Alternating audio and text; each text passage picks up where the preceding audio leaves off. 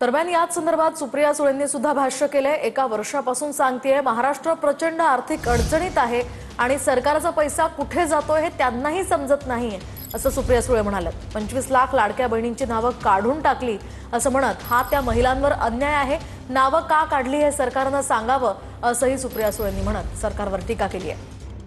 महाराष्ट्राची आर्थिक परिस्थिती बद्दल मी गेले 1 वर्ष सातत्याने बोलत आले आणि महाराष्ट्र प्रचंड आर्थिक अडचणीत आहे हे वास्तव सगळ्यांनाच माहिती आहे आणि हे म्हणजे मी स्वतः 2023-24 पासूनच हे सातत्याने बोलते।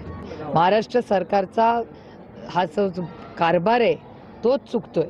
सातत्याने नक्की पैसे कुठे जात आहेत, कुणाकडे जात आहेत। तुम्ही आता भगिनींबद्दल बोलला, पण 25 लाख लाडक्या बहिणींची नावं यांनी काढून टाकली आहेत। हा अन्याय आहे त्या महिलांवर। याची माहिती आम्हाला महाराष्ट्राला मिळाली पाहिजे ना, की काय कशामुळे तुम्ही 25 लाख महिलांना काढून टाकल्याचं उत्तर पाहिजे।